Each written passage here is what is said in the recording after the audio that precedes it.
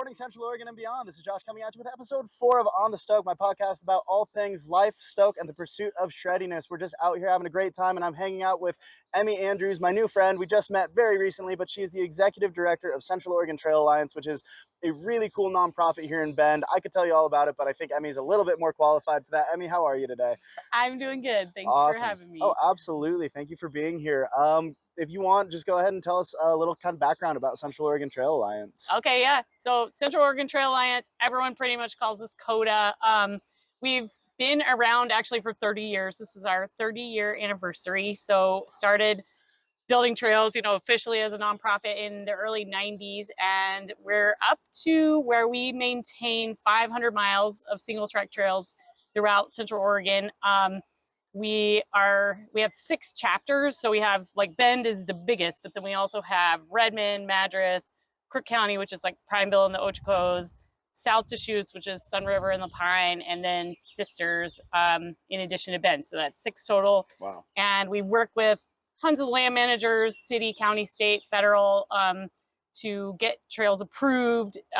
We usually average about building 10 new miles of trail a year, and we have about 150 miles of trail in the planning pipeline for the future. So that's really cool. Yeah, that's so we do all that with 3 staff people and a ton of volunteers that are awesome. That's super cool.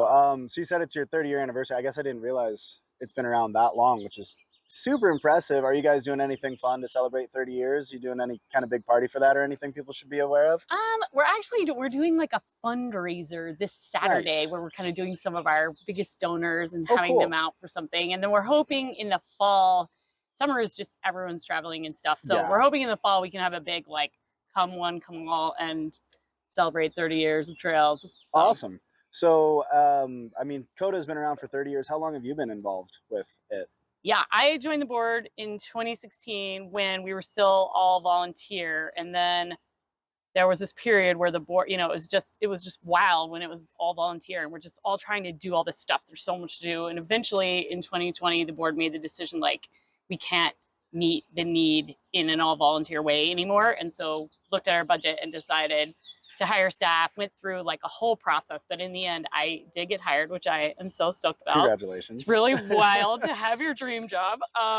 And then we had a really good fundraising year last year in 2021, and we were able to bring on 2 other people at the beginning of 2022. So now we are 3, but we're still volunteers, way outstrip all the work that the staff does. There were 14,000 hours almost of volunteers logged in 2021, and staff at that time was just me. So yeah, it's huge what volunteers are doing as well. Pretty amazing in this town what you can get the community to come together to do. I know I've seen a couple events that you guys have around. I'm relatively new to the mountain biking world. It's not something I'm as versed in, but I've been trying to pay more attention. And I know you guys have had a few events. Is it primarily events that you run through the volunteers, or can people just sign up and volunteer just whenever they want? How does that whole program work, and how can people get involved with COTA for you? Yeah, so we have a meetup group, and meetup is where we put all the trail work events. So, if you want to come out and dig and work on the trails, join the meetup group, and you don't need any experience or anything. You can just sign up and come out. We do ask people to sign up so we know how many tools to bring and if we have the right size project for the number of people and that kind of thing. So, and then also on meetup, we'll have chapter meetings. So that's a really good time to just come hang out with a small group of people, hear what's going on, meet people, and then through chapter meetings are a good place to get hooked up with sort of admin volunteer type of stuff. If people are interested in that, there's so much to do on the just sort of keeping the business running side as well. I think a lot of people hear nonprofit and assume, just kind of volunteer and not a lot behind the scenes, but a lot goes into that.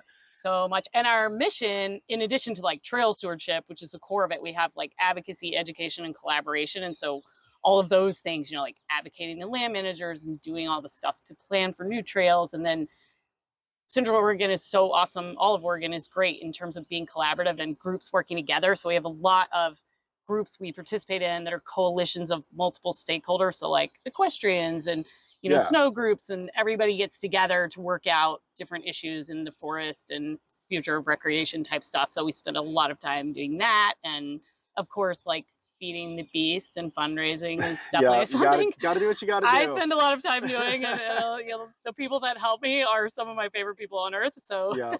One of my yeah, least favorite things is asking people for money, but you kind of have to eventually. luckily the community is also really supportive in that way. They So really are. that's yeah, Yeah, we it's live in a great. great place for that. I know you said you started on the board in 2016. How long have you been in Central Oregon yourself? Moved in 2008 to Okay, Bend. cool. Yeah. And was not, I was a climber actually, which it sounds like you are. And then friend took me mountain biking and I was like, okay, this is awesome. And This is pretty much fun. switched over and have just been mountain biking ever since. Oh, that's Although awesome. I'm no like ripper by any means, but Right. I mean, hey, everyone's got to have a skill level. Best yeah. rider on the mountain is the one with the biggest smile on their face, right? There you go. Yeah. I have been stopped on the trail multiple times just for people to be like, you are grinning from ear to ear. So I got Good. that going for me. Perfect. There you go. That's all you need. So being here since 2008, obviously you've seen Bend grow a lot and change a lot. So in your role as executive director and as just kind of guiding the future of Central Oregon Trail Alliance, how do you try to find the balance between that sustainability and keeping things healthy and proper land stewardship with the immense amount of growth that Bend is seeing and all the new people coming to like join the sports and trails and stuff out here? Yeah. Well, I mean, luckily that's where some of these coalitions I was talking about play in. Like Okay. we we sit down with the Forest Service and their sort of specialists in biology and archaeology and all these different things, and then other user groups, like especially equestrians. We've had to do a lot of work to kind of work out what that looks like so we can all play nice together and talk through all of that and figure out how to balance all that stuff. And the Forest Service has great resources for where core wildlife habitat is and all of that. So they've Yeah. really working with them has been great because we can say, okay, we think mountain bikers, we need to connect these two trails, or we need to provide another option for this, or we want more downhill specific trails, and then we can give them those like needs, and then they can help us say with the wildlife and different things they're tracking on the landscape, like where can we make that happen? So, and in a Yeah. way that's like least impactful. So it's a long process, but it's a pretty robust process, and it's educated all of us, and just Oh yeah, I'm yeah, sure. Lots of learning every day. yeah. But it's a good, and actually, just to throw it in here because this is probably the best place. It's like Yeah. when people are out building.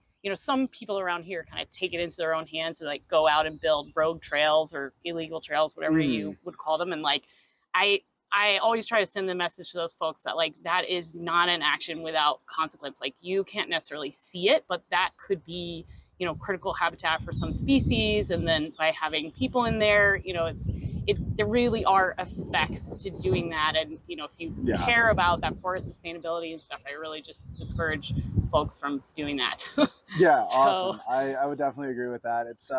It's hard when you see places and you think I'm the only one that's going to walk over there and check it out, but you never know who might follow you and how many people might show up there after you. and including like critters and just different resources that are then hampered from that. And then of course that makes the Forest Service less likely to approve projects that we're trying to take through the process. So Absolutely. it's like I know the process is super long and frustrating to a lot of people, but it's like in You the just end, want the new trail, but yeah.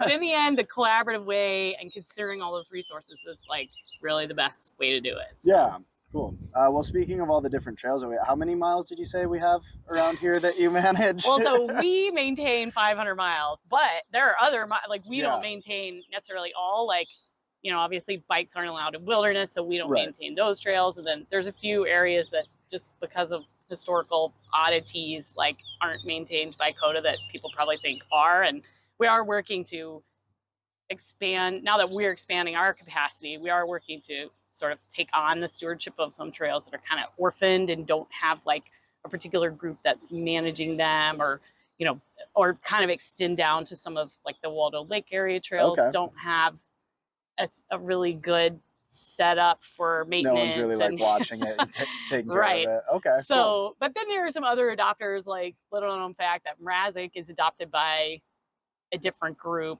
And so, Oh, those folks, that's just a historical thing. They had a yeah, particular interest in that. And, so there's some little random things like that. that's cool and good to know. Yeah. Yeah. Out of all those 500 trails that you guys take care of around here, do you have a particular favorite trail that you tend to go to the most often, or do you not want to tell anybody which one your No, favorite is? no. I am like a huge believer that, I mean, diversity and equity and inclusion. Yeah, And I want to tell everyone anything because I want it to be equal across the board opportunity to go. awesome.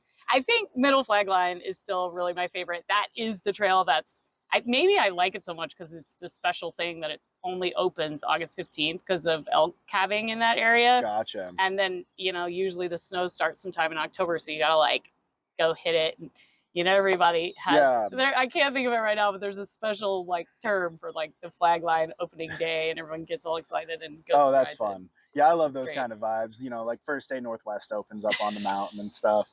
It's always kind of the best. Is there, beyond your favorite trail, is there a trail you'd recommend for novices like myself, and a good area that you recommend if someone's looking to get into mountain biking? Favorite beginner spot? Yeah, like no surprise, like the Phil's Trailhead area is, Yep. I would say, the best. There's just a ton of loops and options, and most everything is green. And if you're out with your kids and they start crying, it's not very hard to get back to the Well, trailhead. that's always You're nice. probably not that far out. And I would just also, I always say, like, don't be intimidated. If you're new to mountain biking, rolling up to the Phil's Trailhead or a lot of these trailheads can look like a big scene, and just wear your tennis shoes, get on whatever bike is in your back of your garage. Like, just don't be intimidated. Just get out there and try it. It's so fun. Oh, that's awesome. I love that. Yeah. I feel like that's how it should be. Everyone just get out and enjoy it. And Yeah. yeah. So I know, I already talked a little bit about the stewardship thing. Is there anything specifically you'd like to say as Bend continues to grow and all the new people moving here? Any specific message you want to send to people in terms of stewardship and how they can better be a part of our community and help us take care of all the outdoor land that we love? Yeah. I mean, I think, outside of getting involved in COTA, which would be awesome, but if you're just like a regular rider and that's not in the cards for you, like, just behavior out there. I mean, I think what everybody loves is that Bend is so cool and everyone's super nice, and just like treating people that way on the trails is so great. Like, yielding to them if they look lost, asking if they need directions. If somebody's like fixing their bike on the side, ask them if they've got everything they need, offer to help.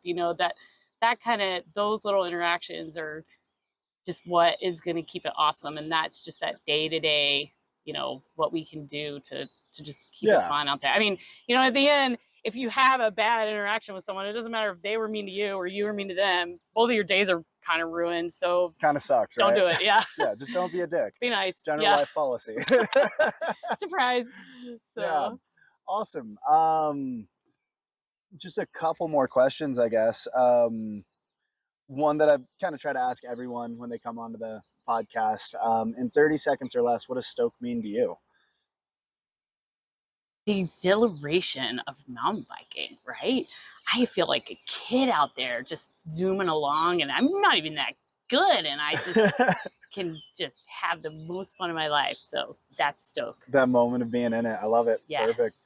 And I know you talked about some different events and everything. I assume all that's kind of listed on your website for people to get involved and check things out. If you want to give a quick plug for your website and any kind of social media things or anything else that you got going on so that the listeners can know when and where to check you out. Yeah, absolutely. There's a ton of stuff on our website. It's cotamtb.com.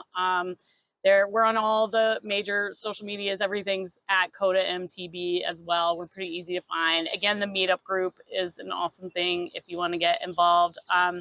And we love to spread the word about membership. I mean, a membership to COTA is $30 a year. It's kind of like, you could consider it your trail pass. It's way cheaper than some passes. Yeah. So if you are out there riding and you want to like show some love, we'd be stoked if you joined COTA and gave a little love back to the trails and told your riding buddies to do the same. That would be great. Awesome. Yeah, I definitely need to look into joining up on that one too. Oh, That one and Central Oregon Avalanche Association are two that I think are really important around town for sure. yes. Awesome. Well, I'm just going to do my quick plugs real quick. Obviously, I got to shout out the sponsors. Mother's Juice Cafe. They always take care of me. They get me that good juice that I absolutely love. And through them, Rooted Hemp Co. Get my CBD hookup so I can keep going out and playing and doing all the things that I love to do. Good Life Brewing always hooking me up with beer so I can enjoy a nice après drink after work, after skiing, shredding, having fun. Got to shout out the guys over at Blackstrap for getting me hooked up on all the sun shirts and base layers so my pasty white skin doesn't burn in the sunshine in the summer here in Central Oregon. of course, J-Dub Bend, where I work. So, and you know, they give me the freedom of schedule so I can hang out and do all these fun things every single day and keep bringing Stoke to the community. If you want to check me out, don't forget to check out Josh Reports on Instagram, Facebook, TikTok, YouTube. Now I'm gonna start posting some more videos on YouTube as well, some more kind of like Stoke recap kind of thing. So keep your eyes out for those. Check out my website. I just finally got it kind of dialed into a point that's worth checking out. www.enjoyeveryday.life. Yeah, check it all out. Have a great time, and most importantly, my friends, whatever you're doing out there, don't forget to enjoy every day, y'all. Peace. I mean, thank you so much. Thank you. It was a blast. Absolutely, yeah.